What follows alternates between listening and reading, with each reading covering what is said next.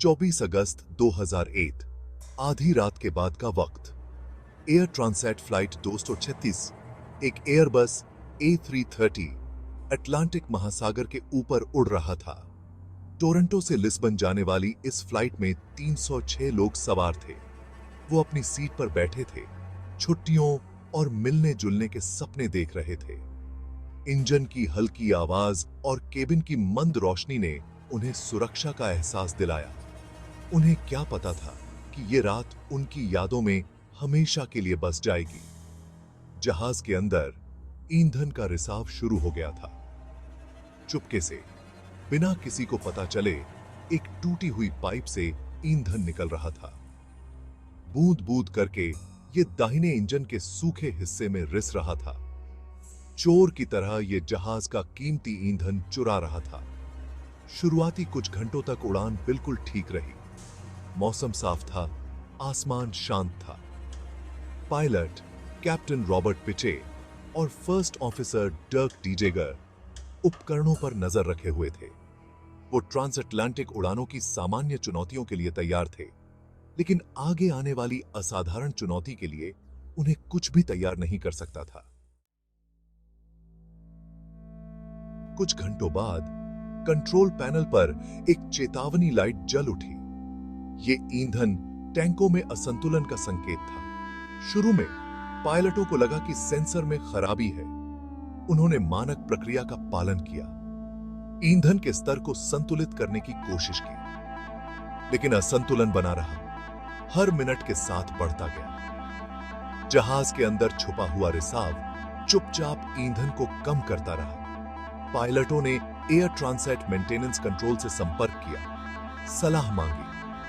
उन्होंने ईंधन असंतुलन के बारे में बात की, संभावित कारणों और समाधानों पर विचार किया। जमीन पर मौजूद मेंटेनेंस टीम ने विमान से भेजे गए डेटा का विश्लेषण किया। दाहिने इंजन के लिए ईंधन गेज नीचे जाना शुरू हो गया, जिससे पुष्टि हुई कि समस्या सिर्फ असंतुलन नहीं, बल्कि ईंधन की कमी थी। जैसे जैसे ईंधन का असंतुलन बिगड़ता गया, पायलटों को स्थिति की गंभीरता का एहसास हुआ।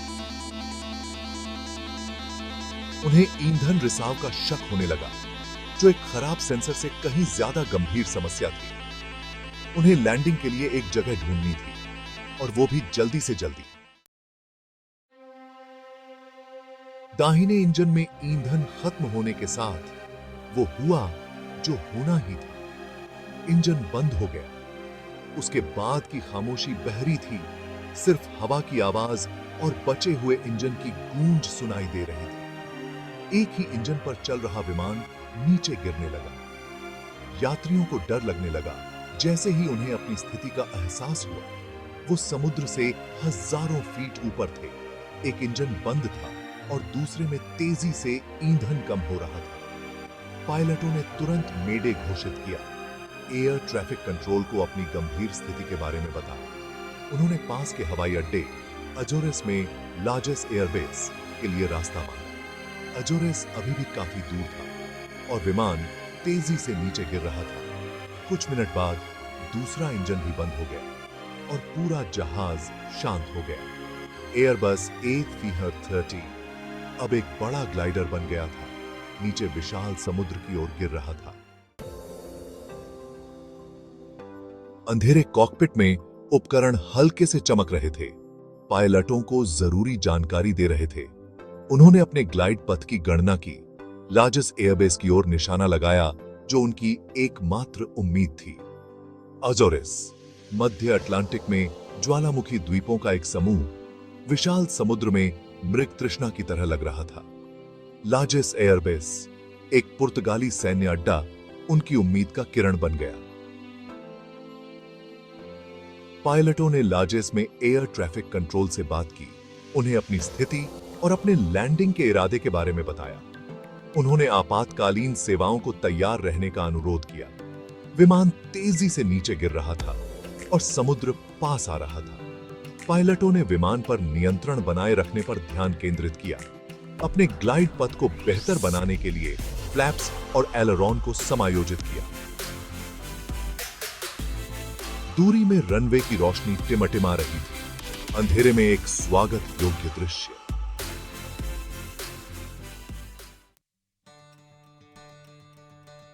एयरबस A330 अब एक विशाल ग्लाइडर लार्जेस एयरबेस के रनवे पर पहुंचा।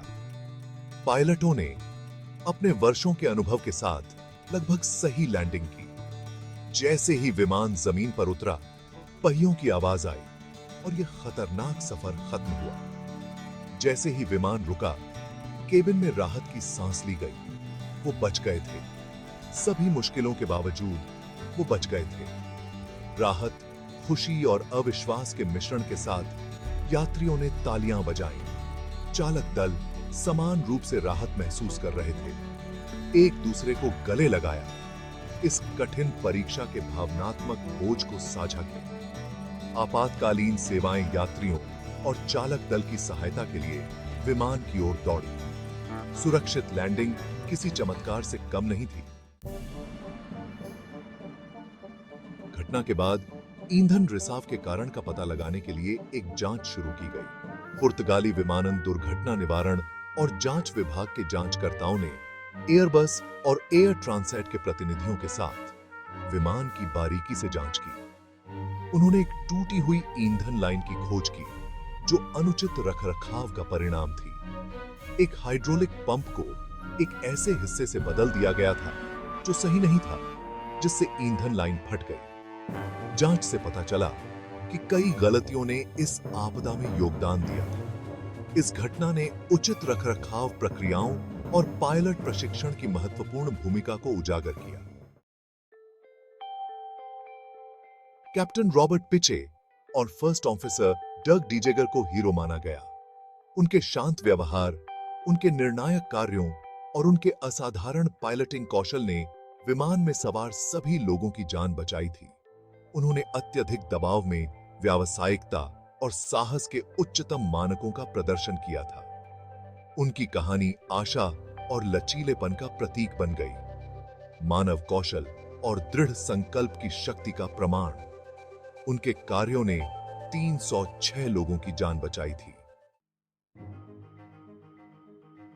एयर ट्रांसैट फ्लाइट 236 की घटना ने विमानन उद्योग में तैयारी के महत्व की एक शक्तिशाली याद दिला दी। इस आपदा ने उचित रखरखाव प्रक्रियाओं, कठोर पायलट प्रशिक्षण और प्रभावी आपातकालीन प्रोटोकॉल की महत्वपूर्ण भूमिका पर प्रकाश डाला। इस घटना के कारण विमानन नियमों में बदलाव, सख्त रखरखाव दिशा निर्देश और उन्नत पायलट प्रशिक्षण कार्यक्रम हुए। जांच से विमान रखरखाव में और अधिक कड़े गुणवत्ता नियंत्रण उपायों की आवश्यकता का पता चला।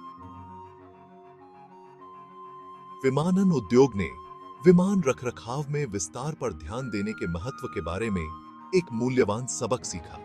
चमत्कारी लैंडिंग की कहानी विस्मय और प्रशंसा को प्रेरित करती रहती है। मानव सरलता की शक्ति और विपरीत परिस्थितियों में सुरक्षा के प्रति अटूट प्रतिबद्धता का प्रमाण।